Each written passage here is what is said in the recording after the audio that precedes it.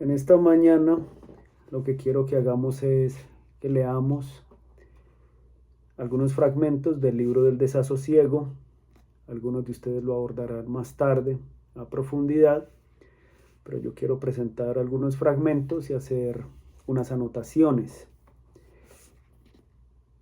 Quiero empezar con el primer fragmento de la edición que hace Richard Sinnett, la traducción de Perfecto Cuadrado para Acantilado. Algunas partes cuando dice: nací en un tiempo en que la mayoría de los jóvenes había perdido la creencia en Dios, por la misma razón por la que sus mayores la habían tenido, sin saber por qué. Y entonces, como el espíritu humano tiende naturalmente a criticar porque siente y no porque piensa, la mayoría de los jóvenes escogió a la humanidad como sucedáneo de Dios. Pertenezco, sin embargo, a aquel género de hombres que están siempre al margen de aquello a lo que pertenecen, no viendo solo la multitud de la que son parte, sino también los grandes espacios que hay al lado. Por eso, ni abandoné a Dios tan ampliamente como ellos, ni acepté nunca a la humanidad. Consideré que Dios, siendo improbable, podría existir, pudiendo, por lo tanto, debe ser adorado, pero que la humanidad, siendo una mera idea biológica y no significando más que la especie animal humana, no era más digna de adoración que cualquier otra especie animal. Este culto a la humanidad, con sus ritos de libertad e igualdad, me pareció siempre una revivificación de los cultos antiguos, donde los animales eran como dioses, o los dioses tenían cabezas de animales. Así, no sabiendo creer en Dios y no pudiendo creer en una suma de animales, me quedé, como otros de la orla de las gentes, en aquella distancia de todo a la que comúnmente se llama la decadencia. La decadencia es la pérdida total de la inconsciencia, porque la inconsciencia es el fundamento de la vida. El corazón, si pudiera pensar, se pararía. Y desde acá quiero que pensemos un poco en el libro del desasosiego como una obra, tal vez la gran obra de Fernando Pessoa, tal vez porque muchas otras son tan diversas. Y este gran libro, que es un libro no terminado, un libro que no fue pensado, digámoslo así, en términos de unidad, sino de fragmentos. El texto tiene algunas publicaciones, tiene 2 etapas generalmente. Una primera etapa de los años, digamos, 14 al 18, 19, y una segunda etapa en los últimos años de Pessoa, donde hay diferentes registros y diferentes formas de acercarse al libro del desasosiego. En 1918 él publicó algunos fragmentos en revistas, por ejemplo, La estética del desaliento, que es un texto muy conocido, que era parte del libro del desasosiego.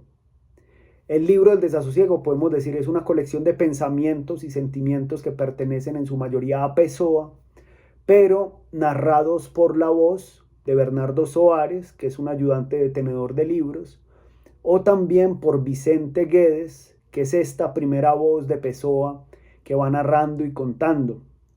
Incluso esta edición de Richard Sinnett es muy osada, me parece a mí, porque le pone como subtítulo Libro del desasosiego, compuesto por Bernardo Soares, ayudante de tenedor de libros en la ciudad de Lisboa. Otros críticos, como Jerónimo Pizarro, dicen con mucha razón que el libro no se puede atribuir todo a Richard Sinnett, a Bernardo Soares, como lo dice Richard Sinnett, porque en realidad hay muchas voces ahí, voces fragmentarias, que algunas se pueden identificar más cercanas a Vicente Guedes, otras pueden decir que se acercan más a Bernardo Soares y otras que se acercan al propio Pessoa. Sabemos que Pessoa tenía una fuente de su escritura inicialmente que eran los diarios, pero los diarios de él fueron efímeros. Él escribía por un periodo de 2 meses y después dejaba de escribir. El diario más constante, digamos, es el libro del desasosiego, que es un diario de un personaje que escribe en un estado casi de ensoñación y de cansancio sobre la realidad de la ensoñación y del cansancio, pero con un tema central que es Lisboa. El libro del desasosiego, dice Richard Sinnett, se puede tratar de la historia de Bernardo Soares, contada por Pessoa, o de la historia de Pessoa, contada por Bernardo Soares, o también podríamos decir contada por Bernardo Soares y Vicente Guedes y otras voces, porque al final el libro no fue publicado. En vida de Pessoa se encuentra una serie de fragmentos y los fragmentos están aislados. Entonces la pregunta es cómo organizamos el libro del desasosiego. Tiene una poética, sin duda alguna, que es una que cita Jerónimo Pizarro cuando dice que se trata de, es una nota de Pessoa del 23 de marzo de 1930, y se refiere a que la poética del libro apunta a la sensibilidad de Mallarmé dentro del estilo de Vieira, que era un padre, un cura portugués que escribió, digamos, con mucha fuerza y mucha potencia y construyó toda esta epopeya portuguesa. Soñar como Verlaine en el cuerpo de Horacio y ser Homero bajo el resplandor lunar. Es decir, es un libro nocturno, oscuro, de luces bajas, de oficinas, de bares, de cafés, donde el autor escribe en una soledad absoluta y en una soledad que le permite observar al mundo. Hay diversas ediciones del libro del desasosiego, como digo. Richard Sinnett dice, y digamos que esa es su tesis, que el libro del desasosiego nunca existió. Es más bien un libro como subversión, es el libro como antilibro, más allá de cualquier literatura. Por eso él se da la libertad de organizar el texto de forma temática, es decir, no de forma cronológica, sino de forma temática. Por el contrario, Jerónimo Pizarro dice que el libro del desasosiego es por lo menos 2 libros, y cada uno de ellos puede ser descrito por separado. En este caso tendríamos una versión distinta. Yo tengo acá esta edición, que es la edición de Alma. Es una versión muy bonita, muy cuidada además. La traducción es de Ana Lucía de Bastos Herrera. La edición y el prólogo es de Jerónimo Pizarro. Y esta otra que tenemos acá, que es la de Acantilado. Bueno, hay muchas otras que hemos visto, pero quiero que tengamos en cuenta estas dos porque son, digamos, 2 polos en forma de organización, y los dos nos arrojan 2 libros distintos. Es decir, con esta edición tenemos un libro y con esta edición tenemos otro libro del desasosiego, de manera que los libros del desasosiego son múltiples, en el sentido de que Pessoa, bien sabemos, en su baúl guardaba una cantidad de folios, más de 35.000 folios descubrieron las personas que entraron a su casa después de su muerte, y todavía no se han terminado de editar, ni siquiera se han terminado de traducir o de mecanografiar o sistematizar, porque la letra de Pessoa era compleja y hay que saber comprenderla. Entonces, es en 1982 que empiezan a aparecer varias ediciones del libro a forma de un rompecabezas. Esta edición, que digamos la edición de Richard Sinnett, que fue originalmente editada en portugués en 1998 para la editorial Asirio y Albin, y con respecto a ediciones anteriores añade nuevos fragmentos, retira otros fragmentos, reordena el corpus, hace múltiples correcciones de lectura y algunas palabras que todavía no se podían descifrar por cosas que hemos dicho. Pessoa en general escribía de pie, en una mesa de pie que tenía, escribía con luz tenue, de noche en general, y algo ebrio, como siempre se mantenía, aunque no se le notara. Entonces digamos que siempre hay que estar corrigiendo sobre estas versiones, y hay un aparato textual para entender a Pessoa, casi como el aparato textual de los críticos bíblicos para entender las escrituras. Richard Sinnett le da una razón a su ordenación, y es que a partir de la idea de la imposibilidad de imaginar una ordenación ideal o respetuosa, entonces se lo organiza de forma temática, porque Fernando Pessoa nunca definió una ordenación para este texto. Lo que hizo sí tenía docenas de posibilidades que imaginó dentro de las variantes, pero nunca hubo una definitiva. La recomendación que hace Sinnett es que cada lector organice su propio libro de acuerdo con su lectura personal y con su desasosiego particular, ¿cierto? Ahora, otras maneras, y es la propuesta que hace Jerónimo Pizarro, que ahorita ahondaremos tal vez un poco más en eso, es ordenar el libro de manera cronológica, es decir, siguiendo las etapas de escritura. Tenemos una primera etapa, que es la etapa en la que se pueden atribuir los textos a Vicente Guedes, y tenemos otra etapa, que es la etapa que se puede decir que son los textos atribuidos a Bernardo Soares. Y finalmente otros textos que no se pueden atribuir a Bernardo Soares o a Vicente Guedes. Que digamos, lo que hace Sinnett es que al final dice, bueno, textos atribuidos a Vicente Guedes, o donde se menciona a Vicente Guedes. Entonces ahí tenemos como esta variación de autores, estas personificaciones de autores que también tendríamos que pensarlo desde un lugar distinto. El estilo, sin duda alguna, es particular porque acá tenemos a un poeta que escribe en prosa, Fernando Pessoa, el poeta que nos ha dado versos medidos, como en Ricardo Reis, nos ha dado también verso libre, casi en prosa, pero no en prosa, en un verso agresivo, disruptivo, como Álvaro de Campos, que pareciera seguir la propuesta que hace Teodor Adorno acerca del arte, cuando dice que el arte debe introducir el caos en el orden. Y estos otros textos en versos de Alberto Caeiro, que son sosegados, tranquilos, pero con el ritmo del brotar de la naturaleza, como brotan los hongos en la tierra al lado de un manantial. En este caso tenemos un texto en prosa, y esta elección de la prosa se debe a que el mismo Pessoa dice que en la prosa hablamos libres. En la palabra libre se contiene toda esta posibilidad de decir y de pensar. Entonces, por esto mismo, Pessoa dice acá en este libro que hay que entender que la gramática es un instrumento y no una ley. Y por lo mismo, desde esta perspectiva, hay un montón de neologismos. Por ejemplo, míamente, por decir mío, pero dice míamente. Y hay una serie de variaciones porque él dice precisamente, el poeta es el que tiene que doblar el lenguaje para que el lenguaje diga aquello que se quiere decir y no someterse. Es decir, es el juego del artista, así como el escultor es capaz de romper la piedra para hacer de la piedra otra forma de la piedra, que es una escultura. Así el escritor es capaz de romper el lenguaje, agredir al lenguaje, modificar al lenguaje para que finalmente se cree un nuevo lenguaje. Acá estamos, digamos, en esa lucha entre aquellos que defienden el lenguaje estándar de las academias y aquellos que son capaces de crear nuevos lenguajes. Por eso la poética del autor es decir lo que se siente exactamente como se siente. A eso apunta definitivamente Fernando Pessoa en el libro del desasosiego. Ahora, hay una evolución en su escritura, y esto lo detectan varios críticos, y es que él va de un sensacionismo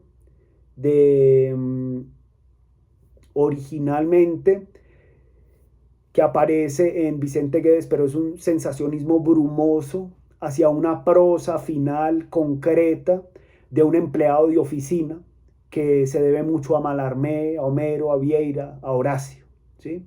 Entonces acá tenemos una reflexión también, porque hay varios temas, como es un texto fragmentario, en los textos del libro del desasosiego aparecen diversos temas, entre ellos en especial la ciudad, pero también el escribir, cómo se escribe y qué se escribe, qué escribe un poeta o qué escribe un prosista, y qué escribe un prosista en relación con el mundo en el que se está. Ahora, quiero que nos detengamos a pensar un poco en esta relación entre estos dos autores heterónimos, uno más logrado que otro, por supuesto, que son Bernardo Soares y Vicente Guedes.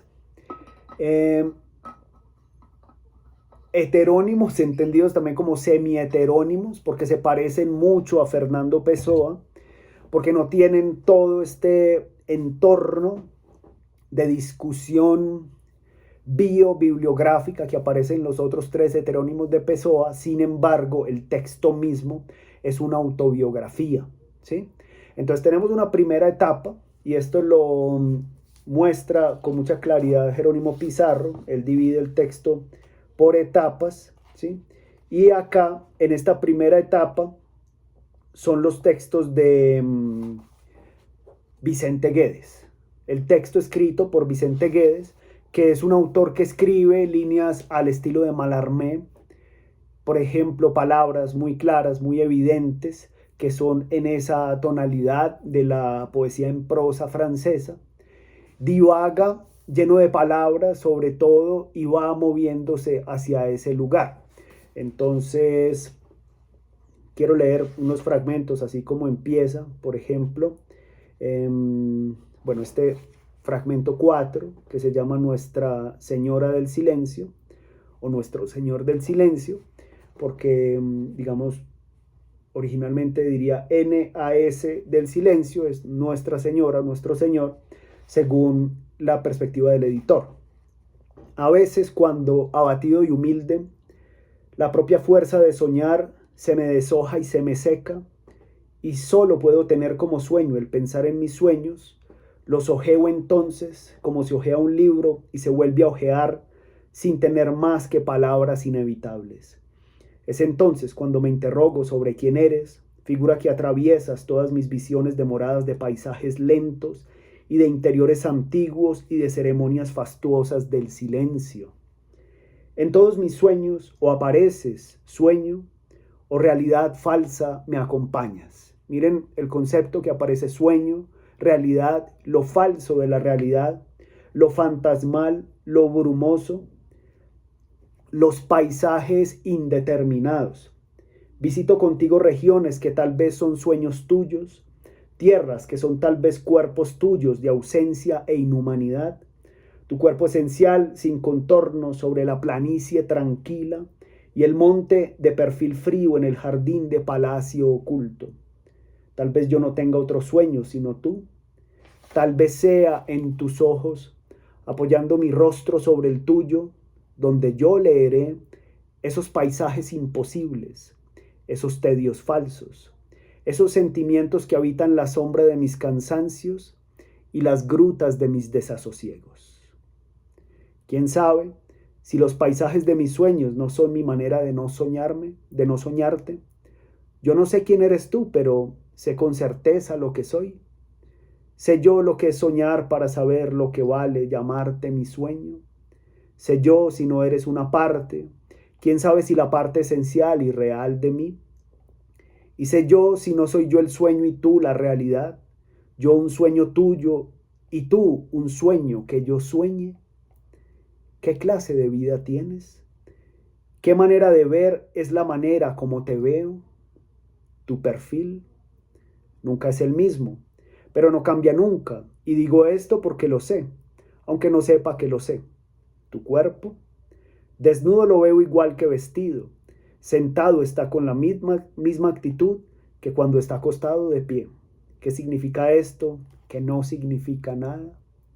Acá tenemos entonces una forma de escribir un personaje, Vicente Guedes, desde lo indeterminado, diferente, digamos, a esta mirada, y sobre todo la creación de lo brumoso. Esta es la primera etapa de la escritura de Pessoa, que podríamos ir desde 1914 hasta el 18-19, y después una segunda etapa, que es la etapa de los textos escritos por Bernardo Soares, considerado ayudante contable en la ciudad de Lisboa, que empieza a partir de 1929, desde lo que se entiende como el fragmento 169. A partir de esta etapa surge Lisboa, el libro se transfigura y ya no es un escritor brumoso como Vicente Guedes, sino que es un hombre ordinario. En esta etapa hay un personaje muy importante que ya hemos visto en la poesía de Alberto Caeiro, que es Cesario Verde. Cesario Verde, este poeta campesino que emigra a la ciudad y dice en varias ocasiones Pessoa que ve la ciudad como alguien ve el campo, y es la figura tutelar de este libro que aparece acá. En esta parte, digamos, hay un homenaje frecuente a Cesario Verde y ya no se habla tanto de lo brumoso, de los bosques, de los cisnes, incluso de ese ambiente romántico oscuro, sino más bien de tranvías, de el barrio, de la baixa, de la oficina, de lo concreto, que es el mundo de Bernardo Soares. Bernardo Soares es un semi-heterónimo de Pessoa, digamos es semi-heterónimo porque Pessoa no vivía en la Rúa dos Douradores, pero sí trabajaba allí en oficinas muy similares a las que trabajaba Bernardo Soares. Bernardo Soares aparece como el ayudante de guardalibros que escribe parte o algunos fragmentos de lo que se considera el libro del desasosiego. Originalmente, como digo, se atribuyó todo a Soares, pero hay unos textos de Vicente Guedes. Y también hay que decir que Bernardo Soares ya existía en el mundo de Fernando Pessoa, pero de manera vaga. Cuando asume la autoría del libro del desasosiego, también asume una biografía de Vicente Guedes. Por eso hay unos textos en los que Soares se refiere a Guedes y aparece, digamos, como ese tipo de matrioshkas en las que él se acerca a una persona que está en un lugar y esta persona le ofrece un texto y es el texto que él tiene y que él reproduce y después sigue escribiendo acerca de esto, ¿sí? Que es como aparece, digamos, en este perfil que ofrece en el orden que da Richard Sinnett acerca de este personaje. Voy a leer un fragmento que dice: hay en Lisboa un pequeño número de restaurantes o casas de comida en las que sobre un establecimiento con aires de taberna decente se levanta un entresuelo con el aspecto pesado y doméstico de restaurante de ciudad sin tren. En esos entresuelos, poco frecuentes excepto los domingos, no es raro encontrar tipos curiosos, caras sin interés, una serie de apartes en la vida. El deseo de sosiego y lo conveniente de los precios me llevaron en un periodo de mi vida a acudir con frecuencia a uno de esos entresuelos. Miren acá el tono concreto de Bernardo Soares. Sucedía que cuando tocaba cenar sobre las 7 de la tarde, casi siempre encontraba a un individuo cuyo aspecto, que al principio no había llegado a interesarme, pasó poco a poco a despertar mi interés. Era un hombre que aparentaba 30 años, delgado, más alto que bajo, exageradamente encorvado cuando estaba sentado, pero no tanto cuando estaba de pie, vestido con cierto desaliño, no del todo descuidado. En la cara pálida y sin rasgos particulares se apreciaba un aire de sufrimiento que no le añadía interés, y era difícil definir qué tipo de sufrimiento indicaba ese aire. Parecía indicar varios, privaciones, angustias y aquel sufrimiento que nace de la indiferencia fruto de haber sufrido mucho. Y ahí sigue, digamos, toda la escritura que algunos atribuyen a Bernardo Soares refiriéndose a Vicente Guedes. Otros, me parece que un poco más lejos de la verdad literaria, atribuirían a Fernando Pessoa refiriéndose a Bernardo Soares y otros a Fernando Pessoa refiriéndose a Vicente Guedes. A mi modo de ver, creo que es más bien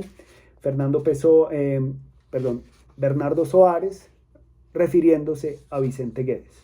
Sin embargo, pues todo dentro del universo de Pessoa, y como no son textos conclusos, por lo tanto les falta mucho trabajo para que puedan ser tan verosímiles o tan concretos como lo son los otros heterónimos.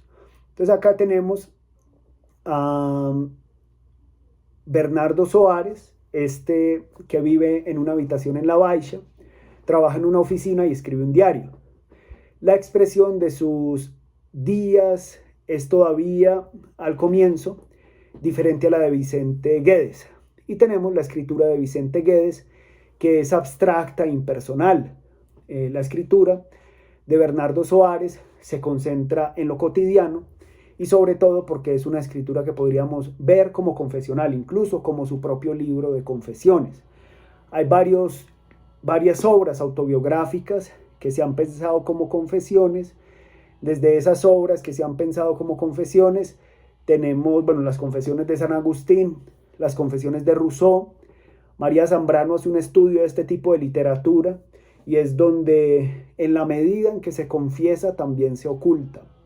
Este es uno de los temas también frecuentes en este libro porque hay una relación entre interioridad y exterioridad y es el modo en que al confesar también se tapa, en que al revelar también se oculta, de la misma manera que el tema del alma aparece como una exteriorización, pero también como una interiorización. Bueno, Bernardo Soares es distinto de Vicente Guedes, porque Guedes es abstracto, impersonal. Soares sí es muy concreto, trabaja en una oficina de Carlos Mointiño de Almeida, un lugar que Fernando Pessoa también conoció porque él trabajó allí entre los años 1920 y 1930. Por eso se le define como un semi-heterónimo de Fernando Pessoa, porque su personalidad no es muy diferente a la de este escritor. Acá, digamos, hay una cercanía con este mundo y el tema de la primera fase, para que volvamos a ella, aparece también como, bueno, hay un texto que veremos luego que es en la Floresta de la Enajenación, es un texto propiamente de Vicente Guedes, es un texto propiamente brumoso y la palabra Lisboa aparece muy poco. Y en la segunda parte está todo lo que es la ciudad, el tedio, el spleen, el cansancio, la indiferencia, todos los sentimientos que ofrece el desasosiego y se asocian a escenarios concretos. Es decir, acá ya hay una poética del lugar, ya hay una relación del autor con la ciudad. Por eso la estrategia de lectura, digamos, puede llevarse a pensar, si la leemos de forma temática, en este caso la forma temática sería la que ofrece Richard Sennett, o digamos en forma un poco más cronológica, que es la que ofrece